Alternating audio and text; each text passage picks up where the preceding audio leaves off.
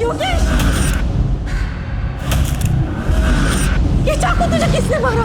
मरा नहीं माँ, मुझे मारा गया। योगेश!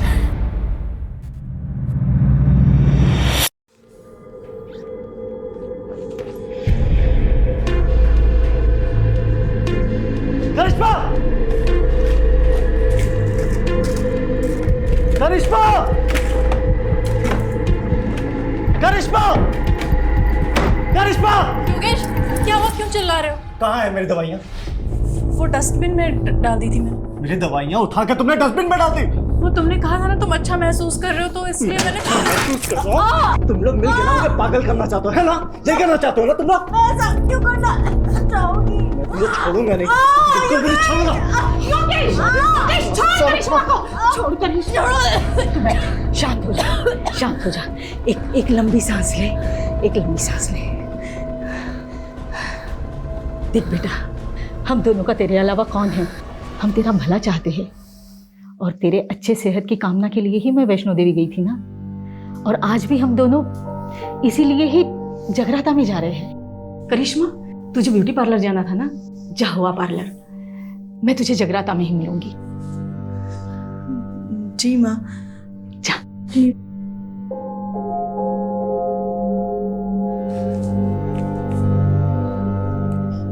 Take rest Yogesh. छुट्टी बिल्कुल, वो झूठी ही है, देख लूंगी मैं उसे, लेकिन तू शांत रहा कर। ये ले, तू आराम से बैठ के चाय और नाश्ता कर ले। मैं जगराता जा रही हूँ, तेरे लिए बिरयानी बना के रखी है, गरम करके खा लेना। हम दोनों सुबह तक आ जाएंगे, ठीक है बेटा? ये ले।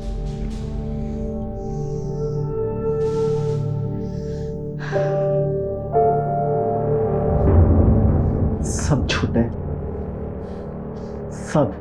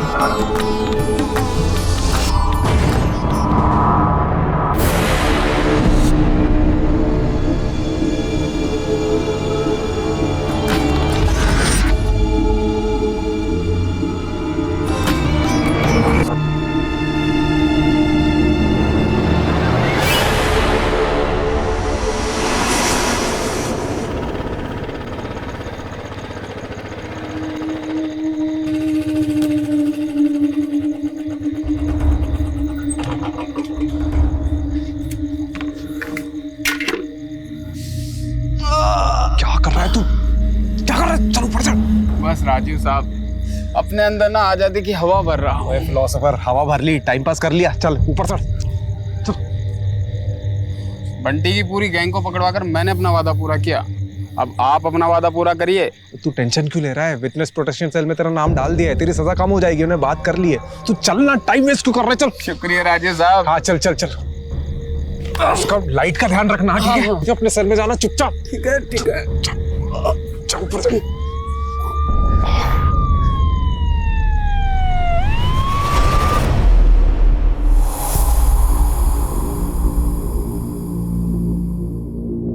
एक क्रिमिनल को पकड़ने के लिए दूसरे क्रिमिनल को जेल से भगा दिया। आई एग्री सर, राजीव ने जो किया वो गलत था, लेकिन आप उसका रिजल्ट भी तो देखिए सर।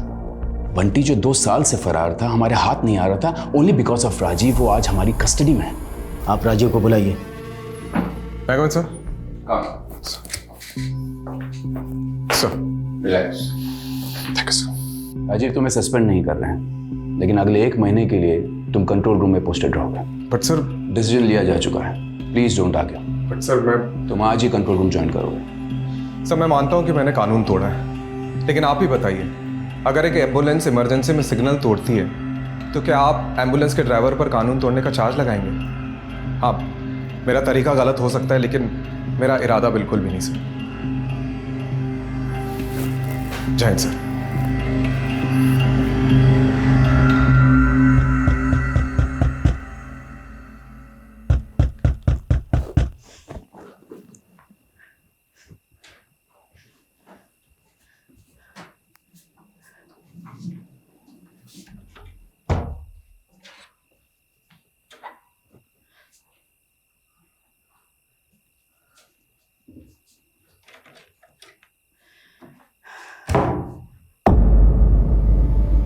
योगेश, बेटा तू?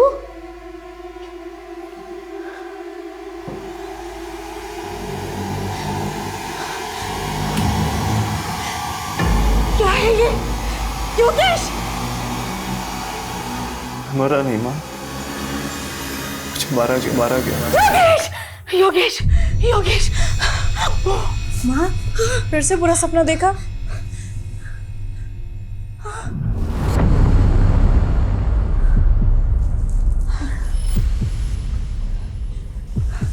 आप पानी पीजिए।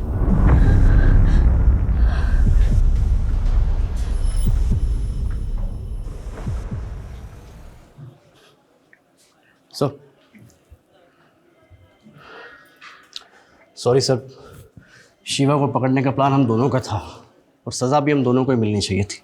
तू क्यों गिल्ट फील कर रहा है? तुझ पे थोड़ी सीनियर्स पे गुस्सा हूं मैं। ये पटक दिया कंट्रोल रूम में, उससे अच्छा सस्पेंड ही कर देते। सर, आपकी माताजी आई है। मेरा मतलब आपकी मम्मी की सिफारिश लेकर कोई माताजी आई है। कौन है? मेरा नाम गीता गुप्ता है और ये है मेरी बहू करिश्मा।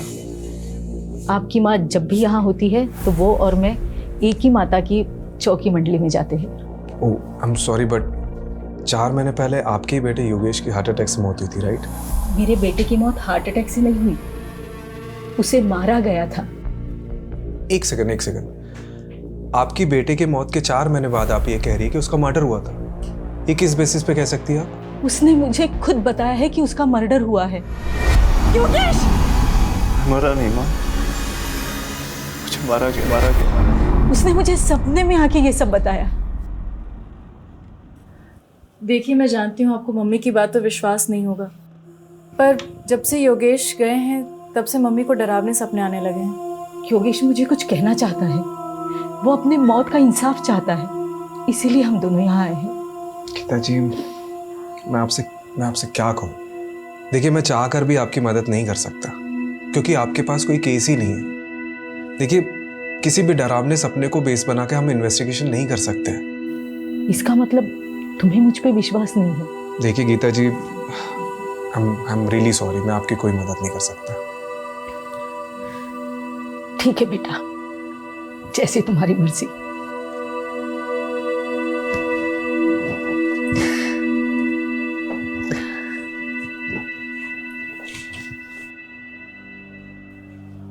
आंटी जी की कहानी काफी फिल्मी थी।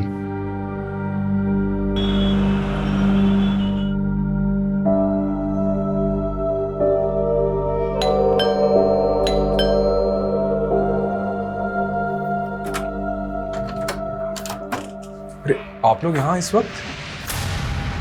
बेटा वो अंदर आइए। हाँ माँ जी बोलिए। योगेश के गुजरने से 2 दिन पहले उसका फुल बॉडी चेकअप हुआ था। अब देखिए, वो बिल्कुल तंदुरुस्त था, फिर ऐसे कैसे अचानक उसे हार्ट अटैक हो सकता है? देखिए माँ जी, आपको ही पता है कि आजकल 25-26 साल के लड़कों को भी हार्ट अटैक आ जाता है। वर्क प्रेशर है, स्ट्रेस की वजह से भी हो सकता है। राजू बेटा, मैं समझ सकती हूँ कि मैंने जो सपने में देखा उसे सच मानना तुम्हारे लिए मुश्किल होगा, लेकिन मुझे भी ये सब भुला पाना मुश्किल है। देखिए, मम्मी जी बस ये चाहती हैं कि एक बार योगेश का केस आप इन्वेस्टिगेट करें। हाँ, मैंने पहले भी इसीलिए FIR दर्ज कराई थी, लेकिन तब उस इंस्पेक्टर ने उस डॉक्टर से बात की जिसने योगेश को डेड डिक्लेयर किया था, और डॉक्टर ने इंस्पेक्टर से कहा था कि हार्ट अटैक से मौत हुई है, और इंस्पेक्टर ने वो केस बंद करा दिया बिना किसी इन्वेस्टिगेशन के। बस मैं इतना चाहती हूँ कि आप एक बार योगेश के केस को इन्वेस्टिगेट करें, फिर आप जिस भी नतीजे पर पहुंचोगे कि मेरा बेटा हार्ट अटैक से मरा या कुछ भी, मैं बिना किसी सवाल के मान लूंगी। कम से कम मुझे ये अफसोस तो नहीं रहेगा कि मैंने सच्चाई जानने की कोशिश ही नहीं की। ओके, कल आप दोनों हेडक्वार्टर आ जाइएगा, मैं केस को रीओपन कराने का रास्ता ढूंढता हूँ। सर आप भावुक होकर भूल कर रहे हैं। इस केस को हाथ में लेने का मतलब है हवा को हाथ में पकड़ना। कुछ हाथ नहीं लगेगा सर। सर ये लीजिए, चाय पीजिए। सर आप बताइए इन्वेस्टिगेशन कैसे करेंगे? मुझे पता है कंट्रोल रूम से इन्वेस्टिगेशन अलाउड नहीं है, पर गीता जी जिद पे अड़ी है, एटलीस्ट उनको तो सुकून मिलेगा। अनऑफिशियली सही, लेकिन मुझे करना पड़ेगा। और पता है कल क्या कह रही थी? योगेश की डेथ के 2 दिन पहले उसका हेल्थ चेकअप हुआ था और वो पूरी तरह से फिट था। सर वैसे ही उसकी डेथ रिपोर्ट भी कह रही है there is no foul play. और सर हार्ट अटैक आजकल लॉटरी की तरह हो गया है, कब किसकी निकल जाए कुछ पता नहीं। सर एक बात बताइए, एक तो 4 महीने पुराना केस है, ऊपर से लाश का पोस्टमार्टम नहीं हुआ है, सारी की सारी अस्थियां गंगा में बहा दी गई है। बचा क्या है हमारे पास इस केस में सर, सिवाय एक माँ के सपने के? आइए गीता जी, शुरू से शुरू करते हैं। 29 मार्च जिस दिन आपके बेटे योगेश की डेथ हुई थी, उस दिन क्या क्या हुआ था? 29 मार्च को सुबह 4 साढ़े 4 बजे के आसपास मैं और करिश्मा जगराता से वापस घर पे लौटे थे।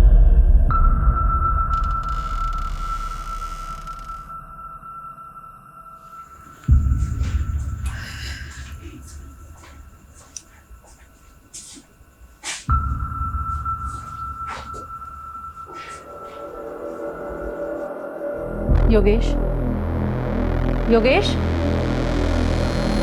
योगेश, योगेश, क्या हुआ? बेटा, क्या हो गया? योगेश! बेजान पड़ा था मेरा बेटा। हमने फौरन डॉक्टर को बुलाया। डॉक्टर ने योगेश को डेड डिक्लेयर कर दिया। और अगले दिन जब योगेश की मेडिकल रिपोर्ट देखी तो सवाल ये उठा कि अचानक ऐसे कैसे योगेश की मौत हार्ट अटैक से हो सकती है। इसीलिए मैंने FIR दर्ज कराई थी। आपने जो पुरानी FIR दर्ज करी है उसकी डिटेल्स दीजिए, मैं वो फाइल मंगवाता हूँ।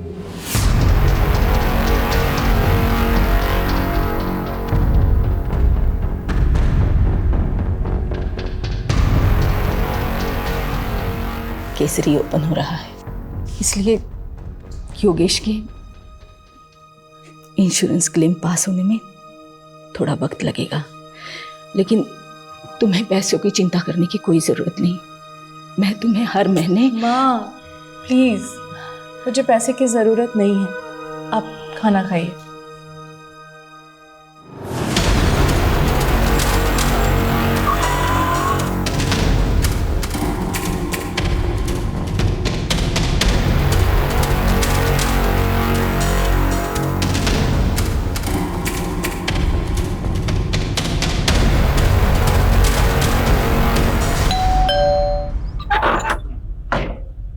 हेलो, योगेश का कमरा देख सकता हूँ अगर आपको कोई प्रॉब्लम ना हो तो?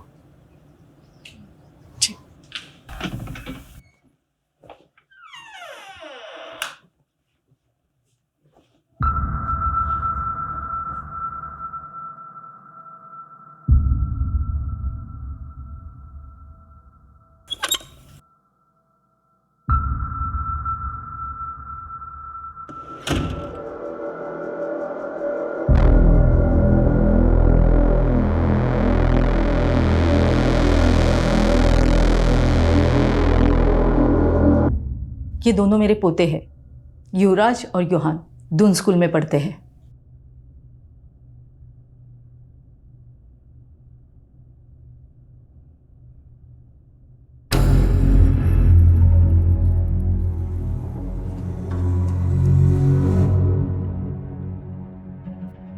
ये कौन है?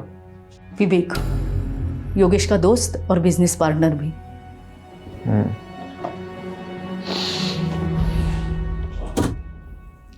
ये लैपटॉप किसका है? योगेश का। करिश्मा जी, आपके पास योगेश की कोई फोटो होगी उस दिन की जिस दिन उसकी डेथ हुई? मेरे बेटे युहान ने अपने भाई के लिए लिया था। युवराज का बोर्ड एग्ज़ाम था, इसलिए वो अपने पापा को आखिरी बार देखने नहीं आ पाया था। योहान से कांटेक्ट करके वो फ़ोटो मुझे भेज दीजिए। और भी कोई वीडियोस या फ़ोटोज़ लिए गए होंगे बीदी के समय तो वो भी भेज दीजिएगा। मैं ये लैपटॉप और हार्ड डिस्क लेके जाता हूँ, कुछ इन्फॉर्मेशन मिल सकती है।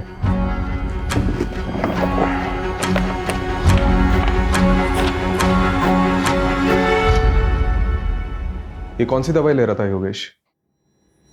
Anti anxiety pills. आज जो अपॉइंटमेंट है आप उसकी लिस्ट लेके आए। देखिए आज किस डॉक्टर साहब मुझे अभी आपसे बात करनी है, बहुत जरूरी। Okay okay, calm down calm down नहीं डॉक्टर काम डाउन। नहीं डॉक्टर साहब, योगेश काम डाउन। क्या चला आपको समझ में नहीं आ रहा मेरे साथ क्या हो रहा है? योगेश शांत हो जाओ, शांत हो जाओ योगेश, रिलैक्स। अब बोलो योगेश, क्या बात है? सो नहीं पा रहा हूँ, कल भी पूरी रात जगा रहा मैं। दिमाग कह रहा है सो जा सो जा, पर आखिर दिमाग का साथ ही नहीं दे रही है। स्लीपिंग पिल्स दी थी ना, काम नहीं कर रही? नहीं डॉक्टर, अगले महीने 28 तारीख को मेरी मीटिंग है दुबई में, करोड़ों की डील है और मेरा हाल देख रहे हैं आप। इस साल में गया तो मैं बर्बाद हो जाऊंगा, बहुत भारी नुकसान हो जाएगा। डॉक्टर मुझे हैवी डोज दीजिए डॉक्टर, मैं महंगे से महंगा इलाज कराने के लिए तैयार हूँ। योगेश का मन बहुत बेचैन रहता था। जब मेरे पास आया था उसके मन में अजीब सा डर बैठ गया था, जिसका मैंने ट्रीटमेंट भी शुरू कर दिया था और उसको कुछ दवाइयाँ भी लिख के दी थी। तो उसे कुछ फायदा हुआ था? बिल्कुल, 1 हफ्ते में तो बिल्कुल ठीक हो गया था। क्या एंजाइटी से हार्ट अटैक हो सकता है? चांसेस हैं, एंजाइटी के कारण हार्ट अटैक हो सकता है, लेकिन सुसाइडल टेंडेंसी भी हो सकती है।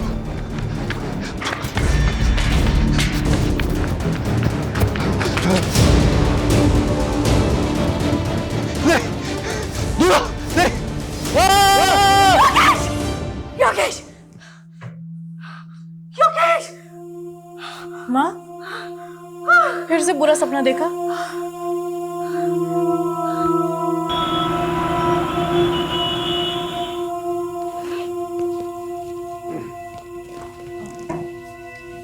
इस पेनड्राइव में योगेश की आखिरी फोटोज हैं और एक रिलेटिव ने फ्यूनरल की कुछ वीडियोस भी ली थी, वो भी हैं। Okay, thank you. वैसे उस रात जब आप दोनों जगराता के लिए चले गए थे तो योगेश से मिलने आया था कोई, या कुछ अजीब हुआ था उस रात? ऐसा कुछ नहीं। एक बात याद आ रही है, योगेश की सेक्रेटरी आयशा और विवेक ये दोनों फ्यूनरल पर नहीं आए थे, जबकि विवेक योगेश के बहुत क्लोज थे। रस्तोगी, आयशा और विवेक का नंबर ले लो। सर जब से कैमरा आया है मतलब लोग कुछ भी शूट करते हैं, बताओ फ्यूनरल की भी रिकॉर्डिंग करते हैं, अजीब है। सर इस केस से कुछ मिलेगा भी या नहीं?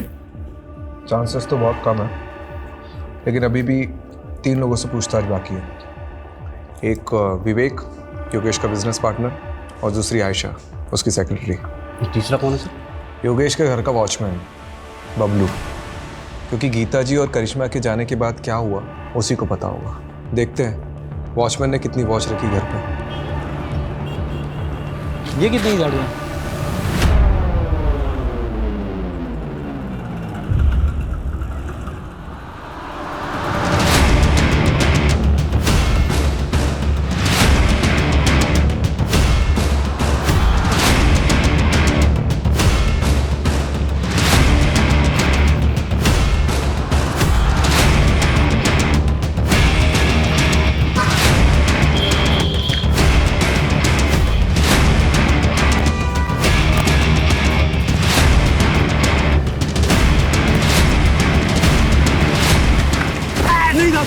मैंने कुछ नहीं किया था, मैंने कुछ नहीं किया, मुझे कुछ नहीं किया ना? नहीं था। वेरी गुड, हम भी ऐसे ही इंसान को ढूंढ रहे जिसने ना कुछ भी नहीं किया, बाद में ना सब कुछ बता।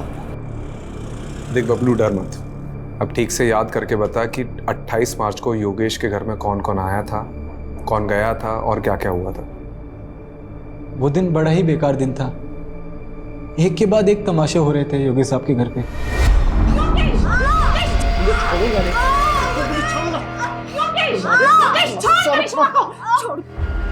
फिर गीता जी आई, उन्होंने योगेश साहब को समझाया।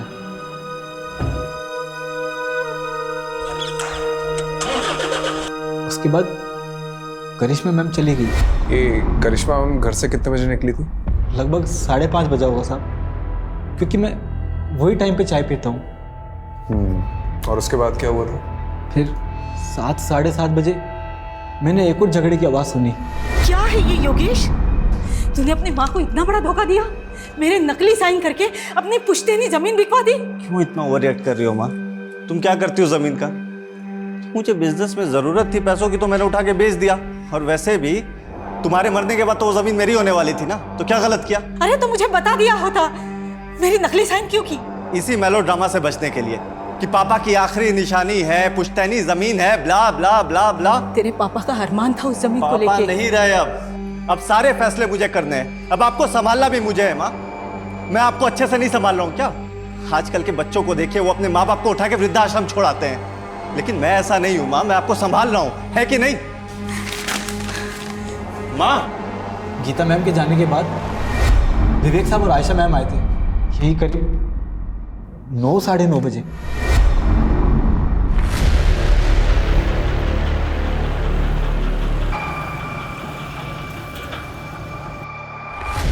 विवेक सर और आयशा मैडम जी जब आए तब घर के अंदर जाने से पहले दोनों काफी देर तक कार में कुछ बातें कर रहे थे।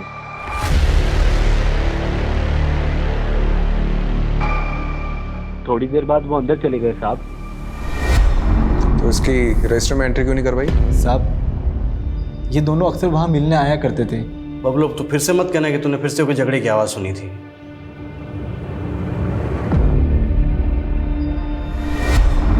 योगेश बहुत हो गया तेरा। मान ले मेरा प्रपोजल, मैं तंग आ गया हूँ तेरी जिद से। तंग तो मैं आ गया हूँ, हर बार तेरी वजह से मुझे घाटा हुआ है। अबे गधा है तू, एक नंबर का गधा। साले अगर नंगों के शहर में ना तुझे लंगोट बेचने के लिए बेच दूं तो वो भी नहीं बेच सकता तू। साले बहुत सुन ली मैंने तेरी बकवास। तू मुझे अपना डिसीजन बता कि तू है या नहीं मेरे साथ। नहीं हूँ, बोल अब क्या करेगा बोल। कॉलर छोड़। नहीं छोड़, कॉलर छोड़। नहीं छोड़ूंगा साले। विवेक, काम डाउन, इधर बैठो तुम। सिट। सर आप भी बैठिए। आप लोग दोस्त हैं और बिजनेस पार्टनर्स हैं। अगर आप साथ में काम नहीं कर सकते तो अलग हो जाइए। ये क्या तरीका है? आयशा मैडम ने बात को संभाल लिया, फिर दोनों शांत होकर बैठ गए। थोड़े टाइम बाद आयशा मैम वहाँ से चले गए और फिर ठीक आधे घंटे बाद विवेक साहब भी वहाँ से चले गए गाड़ी में बैठकर। उसके बाद कोई नहीं आया साहब। कोई आया नहीं है? तूने देखा नहीं? साहब 12 बजे मैं सोने चला जाता हूँ, उसके बाद कोई आएगा भी तो कैसे पता लगेगा मुझे? ये सब तूने गीता जी और करिश्मा को बताया था? नहीं साहब, किसी ने पूछा नहीं तो सामने से जाके क्या बताता साहब। वैसे योगेश साहब बहुत अच्छे इंसान थे साहब, दिलदार थे। अरे बबलू जी साहब। कोई वो तो कुछ नहीं साहब, बस वो। ये लो 1 लाख रुपए पूरे तुम्हारी माँ के इलाज के लिए, अच्छे से करवाना।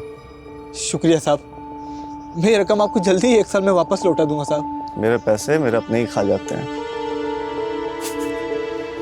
मजाक कर रहा हूँ, पैसे लौटाने की कोई जरूरत नहीं, ठीक है? शुक्रिया साहब, बहुत बहुत शुक्रिया। आपको ये सब सच लग रहा है सर? मुझे तो ये सब कहानी लग रही है।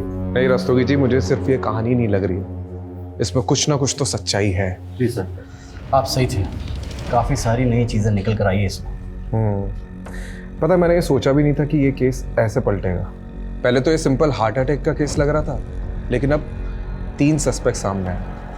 पहला तो वो विवेक, योगेश का बिजनेस पार्टनर। जी सर, वो आखिरी इंसान जो योगेश के घर से बाहर निकला था। हाँ सर, हो सकता है आयशा मैडम भी मिली हुई हो सकता है, क्योंकि आयशा और विवेक योगेश के फ्यूनरल पे नहीं गए थे, और ऊपर से करिश्मा ने जो विवेक का नंबर दिया है वो भी स्विच ऑफ आ रहा है। दूसरा सस्पेक्ट एक करिश्मा हो सकती है, क्योंकि इसके योगेश से बहुत ज़्यादा झगड़े होते थे। सर तो फिर तीसरा सस्पेक्ट कौन हो सकता है? योगेश की माँ गीता गुप्ता। हो सकता है उन्हें जो भी सपने आ रहे हैं वो कहीं ना कहीं उनके ही अंदर का गिल्ट है, जो उनको चांस से सोने नहीं दे रहा है। लेकिन सर वो खुद ये केस रीओपन करवा के अपने लिए मुसीबत क्यों खड़ी करेगी? कमलेश, उन्हें भी यही लग रहा हो कि हम भी यही सोचकर बैठे रहेंगे और उन पर डाउट नहीं आएगा, इसलिए वो खुद सामने से आई और केस को रीओपन करवाया। हाँ, नहीं बताया मैंने योगेश और मेरे झगड़े के बारे में, लेकिन इस झगड़े से योगेश की मौत का कोई लेना देना नहीं है। देखिए, लेना देना है या नहीं है वो तो इन्वेस्टिगेशन के बाद ही पता चला। खैर, आपने हमें पहले कुछ बताया नहीं है तो अभी बता दीजिए। उस रात तेरे पापा का अरमान था उस जमीन को लेके। पापा नहीं रहे अब सारे फैसले मुझे करने हैं। अब आपको संभालना भी मुझे है माँ। आपको बुरा तो लगा होगा योगेश किस बर्ताव से। मेरा बेटा गुस्से में कुछ भी बोल देता था, लेकिन वो दिल से बुरा नहीं था। उस दिन जब मैं बाहर गई थी तो उसने मुझे थोड़ी देर बाद मैसेज किया था। हाँ, ये देखिए।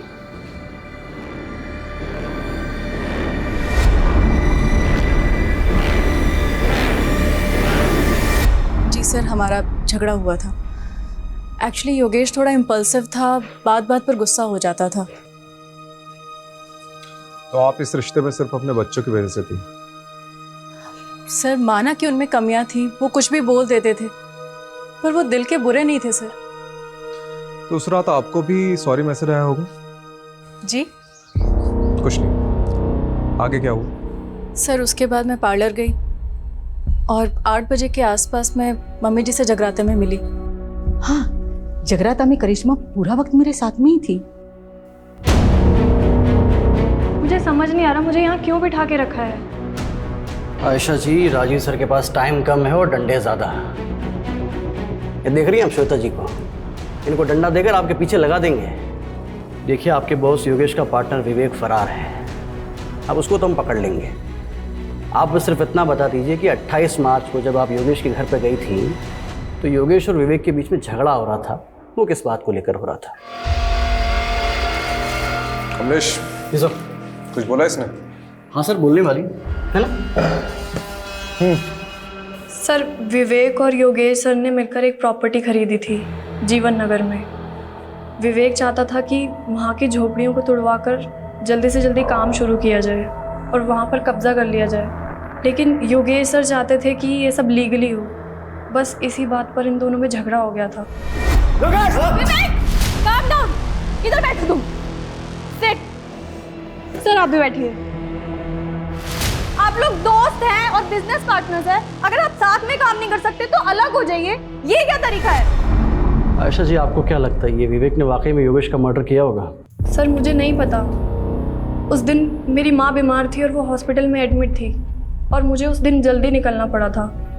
लेकिन हाँ, जिस दिन हम योगेश सर के घर जा रहे थे तब विवेक बहुत गुस्से में था। इसके सर पे ना सच्चाई का भूत सवार है। एक जमीन के लिए इतना वेट नहीं कर सकता मैं। देखो विवेक, तुम्हें योगेश सर से थोड़े ठंडे दिमाग से बात करनी चाहिए। क्या ठंडे दिमाग से बात करूं मैं? अच्छा एक बात बताइए, कहीं आपने तो छुपा के नहीं रखा है विवेक को? नहीं सर, ये आप क्या कह रहे हैं? देखिए आयशा जी, अगर आप हमारी मदद नहीं करेंगी तो हम भी आपकी मदद नहीं कर पाएंगे। जो भी जानती है वो सीधा सीधा बता दो, वरना ये। अच्छा ये श्वेता के बारे में पता है? अच्छे से बता दिया सर। मिलना चाहोगी?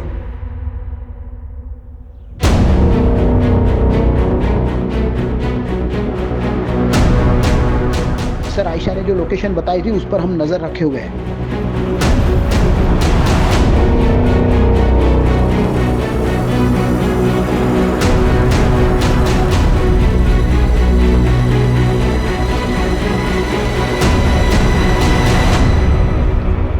विवेक।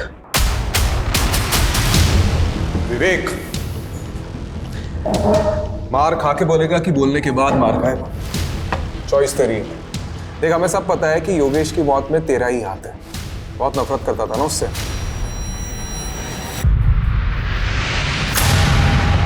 कितने? 12 लाख रुपए। और ब्याज कर मिलाकर कितने देने तेरे को? 15 लाख रुपए चोपड़ा को। चले एक बार मार्केट से पैसा उठाने से पहले मुझसे पूछ तो लिया होता। इस साले ने अपनी गाड़ी तक बेच दी।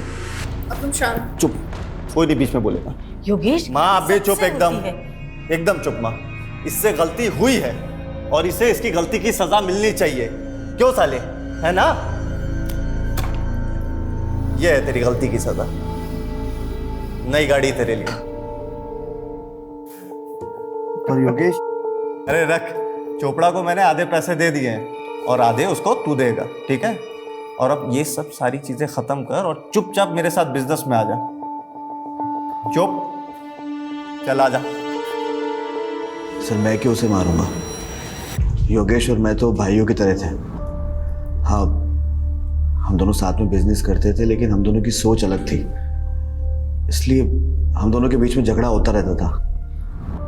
मैं तो उसे कभी मारने का सोच भी नहीं सकता। आज मेरे पास जो कुछ भी है वो सब योगेश का ही तो है। भाई मानता था ना उसे, तो उसके फ्यूनरल पे क्यों नहीं गया? सर उस रात हमारे बीच में बहुत झगड़ा हुआ था और जब मुझे पता लगा कि उसी रात उसे हार्ट अटैक आया तो मुझे लगा कि सब कुछ मेरी वजह से हुआ है। मैं बहुत गिल्ट में था सर, इसलिए नहीं गया।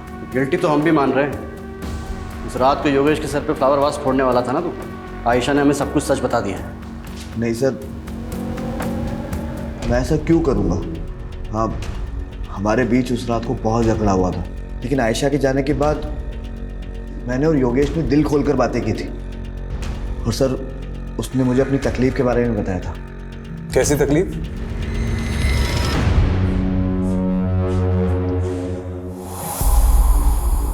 सब गलत हो रहा है यार, खुद पर काबू ही नहीं रहता। रोज झगड़ा होता है करिश्मा से। आज भी मैंने उसको बहुत भला बुरा बोला, बहुत झगड़े हुए, लड़ाई हुई, माँ को भी नहीं छोड़ाया। अपनी इन्हीं हरकतों की वजह से मैंने बच्चों को यहाँ से दूर किया। लेकिन यार, तू तो बता रहा था कि डॉक्टर अग्रवाल की दवाइयाँ तेरे पर काफ़ी असर कर रही है। जिस दिन लेता हूँ तब तक असर करती है, और जिस दिन नहीं लिया तो तू टेंशन मत ले। मैं ना एक साइकेट्रिस्ट को जानता हूँ। मैं बात करता हूँ ना तेरे लिए। तू रिलैक्स कर। मुझे पता है तुझे बेस्ट रिलैक्स कराने का तरीका। एक मिनट रुक।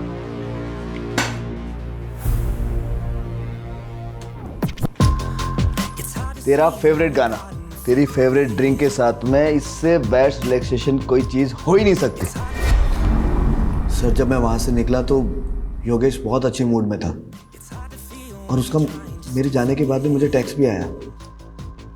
तेरे जैसा यार कहाँ ऐसा यार आना। सर, अगर मुझे पता होता कि ये सब कुछ होने वाला है तो मैं वहां से जाता क्यों? ठीक है, तुम जा सकते हो, लेकिन हाँ, शहर छोड़ के जाने की सोचना भी नहीं। ठीक है सर।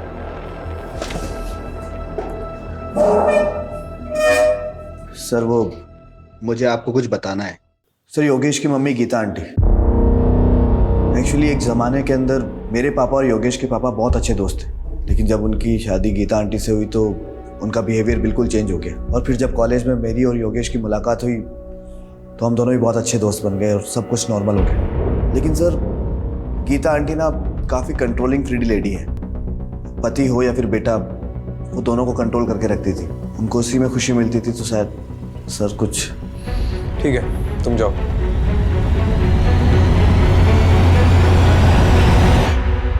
सर, वो हार्ड डिस्क ओपन हो गया है। कुछ मिला? सर, अभी तो देखना शुरू किया है, बहुत सारे वीडियो है। हेलो, हाँ ठीक। सर, कोई बाबा का एड्रेस मिला है जिससे योगेश कोई शक्तिवर्धक दवाई लेता था। शक्तिवर्धक दवा? और ये बाबा कौन है? ये बालक योगेश हमारी औषधियां ग्रहण करता था साहब। कैसी औषधि? बहुत दुर्लभ औषधि हैं और बहुत कीमती भी। ऐसी क्या खास बात है इस औषधि में? ये औषधि मानव को महामानव बनाती है साहब। खाते ही व्यक्ति के शरीर में ऊर्जा का संचार होने लगता है। ऐसे मान लो कि जैसे 10-10 हाथियों की शक्ति उसके अंदर आ गई हो। बहुत अद्भुत औषधि है साहब, बहुत अद्भुत। अरे यार, कितनी वीडियो है रे बाबा। योगेश के लैपटॉप से कुछ मिला? अरे सर, देखते देखते मेरी आंखें बटन हो गई। अभी भी कम से कम 20 वीडियो है। जितने भी वीडियो देखे ना, सबके सब वेकेशन और प्रेजेंटेशन के थे। फिर भी सर ट्राई करता हूँ।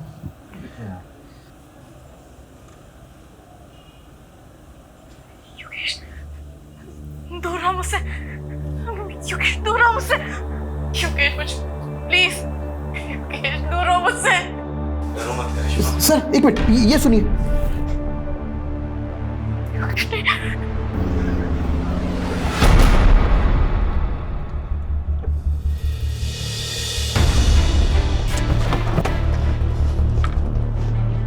कहा ना मैंने, हर हस्बैंड वाइफ की तरह मेरे और योगेश के बीच में भी प्रॉब्लम्स थी, एंड इट्स नॉर्मल।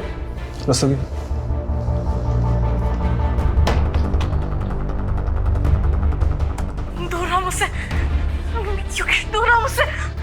ये सब आपको नॉर्मल लगता है? डरो मत करिश्मा। योगेश नहीं। I can't believe it. वो ये सब शूट भी करता था। परवर्ट। देखिए, ये वीडियोस कभी भी बाहर नहीं आएंगे, लेकिन योगेश की मौत का सच हम बाहर ला कर रहेंगे, और इसके लिए आपका सच बोलना बहुत ज़रूरी है। हमें पता चला है कि योगेश किसी बाबा से शक्तिवर्धक दवाइयाँ लेता था? हाँ, योगेश की अजीब सी फैंटेसीज थी। जब हम दोनों अकेले होते थे ना घर में, तो ऐसा लगता था उसकी फैंटेसीज को पंख लग गया हो। वो अजीब बिहेव करता था।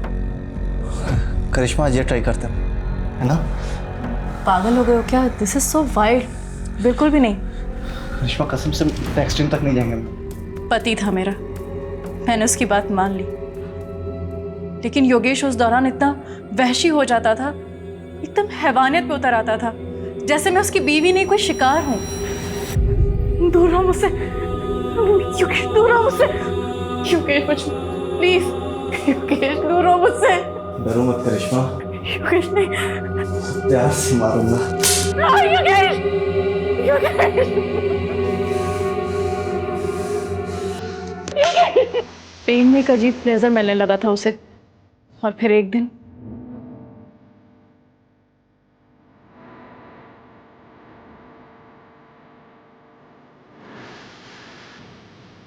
योगेश, क्या कर रहे हो तुम? मुझे मर जा। योगेश, योगेश, योगेश, क्या हो गया तुम्हें? सॉरी करिश्मा, पता नहीं मुझे क्या हो जाता है। मैं कैसे ऐसा कर सकता हूँ? मैं कैसे तुम्हें मार सकता हूँ? योगेश, ये सब वो दवाइयों का असर है ना? मैं काबू हो जाता हूँ मैं। Please save. मुझे खुद को योगेश से बचाना था, साथ ही साथ योगेश को योगेश से बचाना था। इसलिए मैं हर वो चीज़ हटा देती जो उसके लिए जानलेवा हो सकती थी। सीजर, नाइफ, स्क्रू ड्राइवर, सब कुछ। तो ये सब आपने गीता जी को बताया? नहीं, प्लीज आप उन्हें कुछ मत बताइएगा। उन्हें बहुत दुख पहुंचेगा। And it's my request, please. इतना सब होने के बाद भी आपने योगेश से कभी तलाक लेने के बारे में नहीं सोचा? माना कि योगेश ने पिछले 1 साल में मुझे बहुत तकलीफ दी थी, पर 15 साल का रिलेशन था हमारा, और ये 15 साल हमने हंसी खुशी बिताए। वो मेरा पति था, मेरे बच्चों का पिता। आप ऐसा सोच भी कैसे सकते हैं? देखिए, मेरा इरादा आपको हर्ट करने का नहीं था।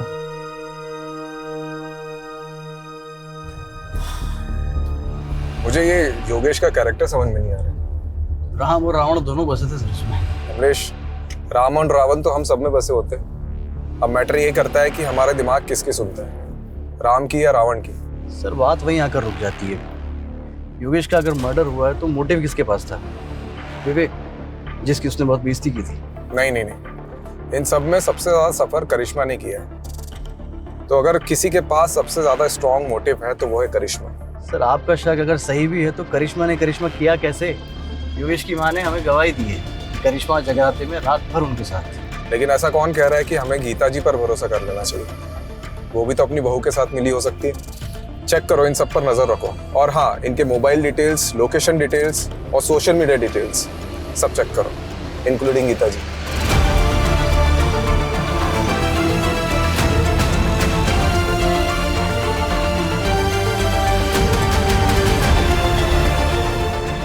एटर्नल लव 50-50 क्या नाम है? अरे सर सारे सस्पेक्ट की सभी सोशल मीडिया अकाउंट पे स्कैनिंग की, उसमें से एक ऑनलाइन स्टॉकर हाथ लगा है। एटर्नल लव 50-50 पिछले कई साल से एक करिश्मा को सोशल मीडिया पे स्टॉक कर रहा है। 2 साल पहले भी इसने करिश्मा को कुछ मैसेजेस किए हैं। सर जब ये करिश्मा कॉलेज में थी ना तो मिस दिल्ली रह चुकी थी। तू क्या इतने सालों बाद ये फिर से आ गया? कुछ भी। अरे सर ऐसा ही है, ये स्टॉकर ने कितनी बार करिश्मा को प्रपोज भी किया था, पर कुछ टाइम बाद करिश्मा के डांटने पर इसने मैसेजेस करना बंद कर दिया। इसका प्रोफाइल तो देखो, है कौन है? लगता है ये HNF जिम का मेंबर है। रस्तोगी, ये जिम के मेंबर्स की लिस्ट निकालो। कितने लोग हैं? 5000 के आसपास लोग हैं। मेरे गांव से भी ज्यादा लोग तो तुम्हारी जिम में हैं।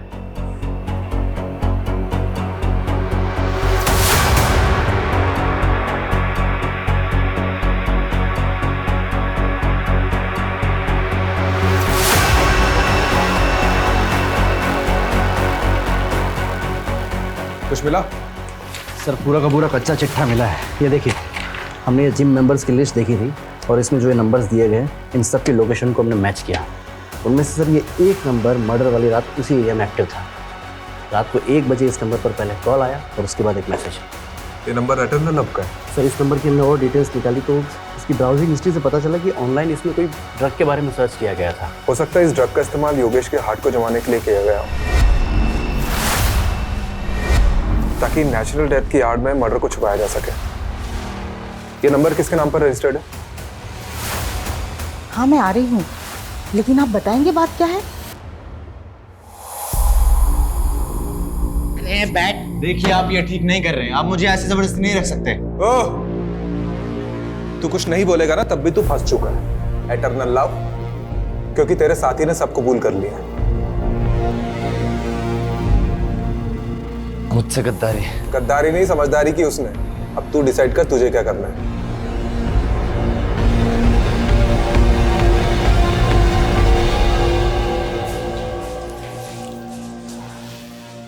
जी मैं जा सकती हूँ। अरे रुकिए, पहले ये वीडियो देख लीजिए।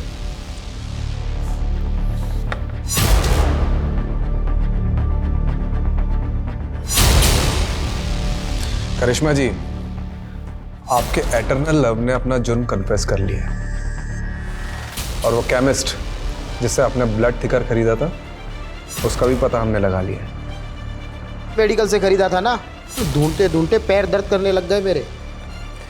करिश्मा जी, अब तो कन्फेस कर लीजिए, थोड़ी सजा कम हो जाएगी। सब कुछ ठीक होता, लेकिन माँ को सपने आने लगे। सपने में योगेश दिखने लगा। उन्होंने पुलिस स्टेशन आने का मन बना लिया, इसलिए मजबूरन मुझे भी उनके साथ आना पड़ा, ताकि उन्हें मुझ पर कोई शक ना हो। करिश्मा, अगर तुमने सब कन्फेस नहीं किया होता ना तो हम लोग बच जाते। कोई सबूत नहीं था इन लोगों के पास। आकाश, तुमने पहले कन्फेस किया, इसलिए मेरे पास कोई रास्ता नहीं बचा। झूठ मत बोलो, देखा था मैंने तुम्हें इस लेडी कांस्टेबल को अपना कन्फेशन लिखाते हुए। बेवकूफ, मैं बस उसे इंफॉर्मेशन दे रही थी। अरे लवबर्ड्स, झगड़े क्यों कर रहे हो? हाँ, तुम दोनों की थोड़ी गलती है।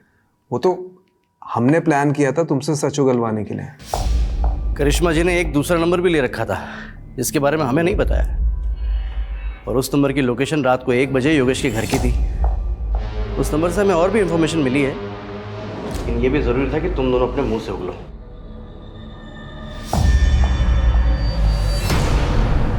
मैंने योगेश की दोस्ती आकाश से कराई थी, ये भी प्लान का एक हिस्सा था। उस रात हमारे जाने के बाद आकाश घर पर आया था। आकाश तू? योगेश, अरे वो दरवाजा खुला देखा तो मैं अंदर आ गया। ये देख स्कॉच लाया हूँ, महफिल जमाते हैं। जा किचन से ग्लास लेके चल। लाया।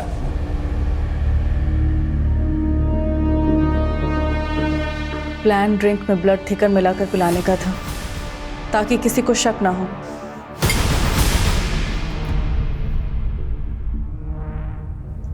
लेकिन योगेश को शक हो गया। तुमने इसमें कुछ मिलाया है क्या? नहीं तो सब ठीक तो है। तुम लोग कौन हो बे? बबलो! मैं जगराता में थी, लेकिन बेसब्री से आकाश के कॉल का इंतजार कर रही थी। जब काफ़ी देर तक कॉल नहीं आया तो मुझे टेंशन होने लगी, और मैंने मम्मी से वॉशरूम का बहाना मारा और पीछे के रास्ते से घर लौटी। मम्मी, मैं वॉशरूम से आती हूँ। जब मैं घर पहुंची तो देखा कि योगेश अकेला सब पे भारी पड़ रहा था। योगेश! करिश्मा, अच्छा हो तुम आ गए। पुलिस को फोन करो। योगेश! ये आकाश मुझे मारने के लिए आया है। योगेश! तुम्हें कुछ नहीं हुआ है, शांत हो जाओ। मैं आ गई हूँ ना, मैं आ गई हूँ ना। ये लोग मुझे मार देंगे। तुमने दवाई नहीं खाई है ना, इस वजह से हो रहा है। कुछ नहीं हुआ है तुम्हें, तुम आराम करो। कोई तुम्हारा दुश्मन नहीं है योगेश, आराम करो। मैं आ गई हूँ ना, सो जाओ, तुम सो जाओ। रिलैक्स रिलैक्स, तुम सो। तुम्हें आराम की जरूरत है ना? कुछ नहीं हुआ तुम्हें। जोर से मारो, बचना नहीं चाहिए।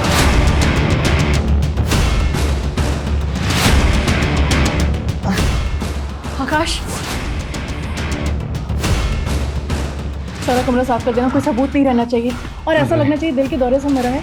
मैं जगराते में जा रही हूँ, और सुनो, काम होने पर ना मुझे मैसेज करना। ठीक है? बाय। ठीक, चलो देखो।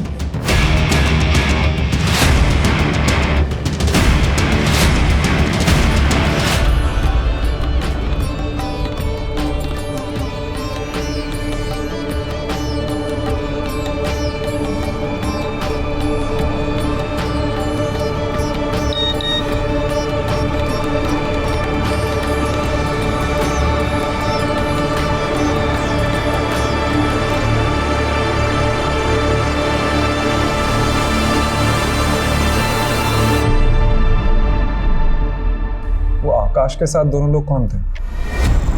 शैलेंद्र और रामानाथ मामूली से चोर थे। आकाश ने उन्हें पैसे दिए थे इस काम के लिए। लेकिन एक बात समझ में नहीं आ रही है, तुम लोग अंदर कैसे घुसे? वो वॉचमैन बबलू, उसको पैसे दिए थे और बोला था चुपचाप जाके अंदर सो जा।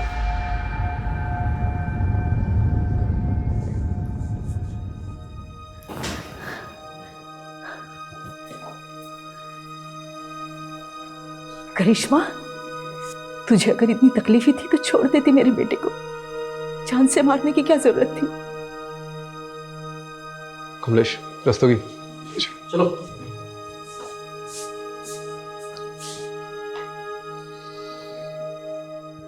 सर, योगेश के मर्डर में जो पिलो यूज हुआ था वो हमें योगेश के घर के बैकयार्ड की कचरे के ढेर से मिला है। और सर लकीली जो उस पर सलाइवा में मिली थी उसकी डीएनए टेस्ट रिपोर्ट आ गई है। योगेश के डीएनए से मैच होती है सर। और आकाश के बाल के ट्रेसेस भी पिलो पर मिले हैं। ये स्ट्रॉन्ग एविडेंस बनेगा इस केस में। Right sir. और बबलू का क्या हुआ? सर बबलू को तो धर लिया है। ये न्यूज़ देखिए क्या हेडलाइंस छपी है। 4 महीने बाद खुला मौत का राज, पत्नी ही निकली कातिल। क्या केस था ये? कोई मानेगा भी नहीं कि एक सपने ने सच्चाई सामने ला दी।